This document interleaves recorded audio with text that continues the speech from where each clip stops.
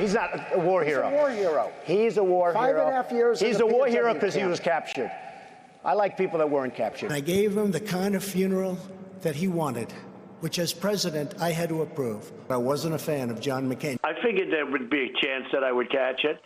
Sometimes I'd be in groups of, for instance, Gold Star families. They come within an inch of my face sometimes. They want to hug me and they want to kiss me. What sacrifice have you made for your country? I think I've made a lot of sacrifices. I work very, very hard. I've created thousands and thousands of jobs, tens of thousands of jobs.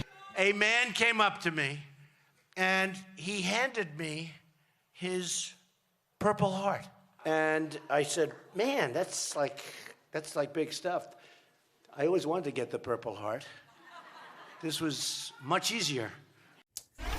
As frequent viewers of this program know, that's just a snippet of the very long history of the ex-president's disparaging comments about military heroes and veterans, much of which wasn't even on camera, like the reporting that Donald Trump called fallen troops, quote, suckers and losers, or his instruction to Mark Milley, then the top general of the United States, to not bring wounded veterans to public events. Trump's own public suggestion just last year that Milley should be executed, or the fact that it took him 2 days and lots of public pressure to lower the White House flags after John McCain's death. McCain was a frequent target of Trump's anti-military hero rhetoric, and he is once again. Just this weekend, Trump mocked McCain's famous thumbs down moment, his undoubtedly purposeful killing of the GOP's hopes, here you can see him, to repeal Obamacare. But he tried to connect it to an injury that John McCain suffered as a prisoner during the Vietnam War that left him unable to lift his arms above his shoulders. Watch. Obamacare is a catastrophe. Nobody talks about it. You know, without John McCain, we would have had it done. But John McCain, for some reason, couldn't get his arm up that day. Remember? He goes that like that. That was the end of that. Trump's distasteful comments again drew the ire of Meghan McCain, who tweeted this about her father, quote, "My dad was an American hero, an icon, a patriot that will be remembered through history. I cannot buy a bagel without someone approaching me about how much they loved and miss him. Trump is a blank election-denying huckster whose own wife won't campaign with him," end quote. Joining our conversation is the retired United States Marine Corps Lieutenant Colonel and co-founder of Operation Saving Democracy, Amy McGrath. Mara Gay is also back with us. Thanks to both of you for being with us. Colonel McGrath, I just want to get your reaction, first of all. I was saying to Mara in the commercial break, I don't know who asks Donald Trump to do this, what he thinks he gets from these random musings about military people and John McCain, but he does it a lot. He does. I think he has a personal vendetta against John McCain. I mean, even in death. Why? Well, John McCain is 1,000 times the man that Donald Trump is in terms of honor, character, and integrity. You know, John McCain was a prisoner of war for 5.5 years when he was offered early release from the North Vietnamese. He declined because it would go against the code of conduct, because he wanted his fellow prisoners who had been there longer to be released first. And he said famously in one of the last speeches he gave at the U.S. Naval Academy, when asked by a midshipman why he would do that, he said, you know what, I could be released early, but what kind of life would I have lived without honor? That was John McCain. And Donald Trump doesn't understand that. He will never understand it. And that is why he has such an issue with him. But the thing about it is that what Donald Trump said isn't really important. It's the fact that the Republican Party, Republicans in Congress cannot stand up to him, cannot, why is Meghan McCain the only one repudiating what Donald Trump has said? Why is she the only one? Why can't members of Congress come out and say something? Why? Because they will fall lockstep in with this man. And no longer is the party, the Republican Party, the party of national security or the party of veterans. And this is just another example of it. Yeah, and that's exactly right. This is low-hanging fruit for Republicans to say, don't insult John McCain and don't insult the military.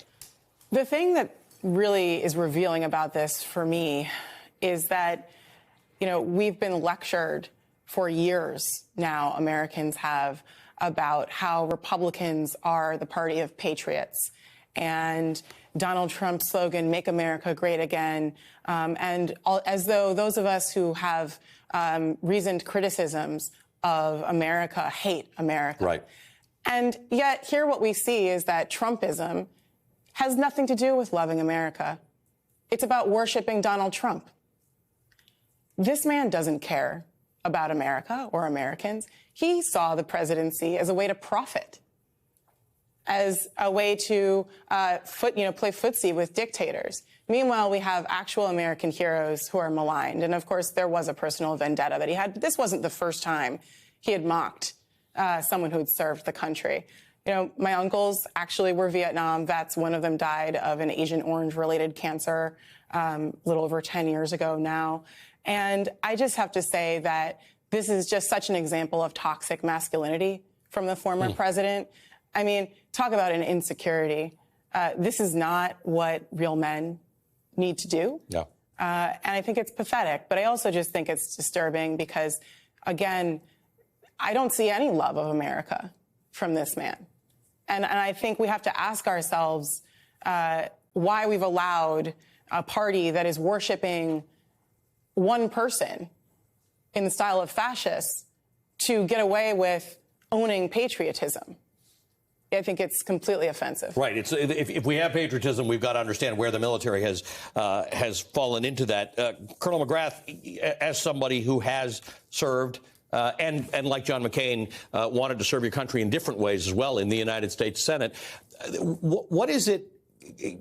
I think Mara's got a really good point here, that it is toxic masculinity. I mean, these things they jumble together. But when Donald Trump shows you that Purple Heart and says, oh, this is a lot easier than the way you would normally earn a Purple Heart, why do people not react to that in the way that you would think we all do? That's just gross, and you're gross. I think people would react if they get to see that. I do believe that there's lots of media outlets that aren't going to show things like that. And you know, we have to remind voters, because they're not watching this stuff every day. We have to remind them that Donald Trump did say that veterans were losers and suckers, that he did try or say that he was going to possibly execute the chairman of the Joint Chiefs of Staff. We have to remind them that he wouldn't go to the graves of those Marines and soldiers that died for us in the greatest generation. He wouldn't go to their graves in Europe because he didn't want to get wet. And we have to have people to remind voters who are not political people. And what I mean by that, you know, the former Secretary of Defense, Mark Esper, has been very vocal in saying that Donald Trump is a national security threat. He's a Trump appointee.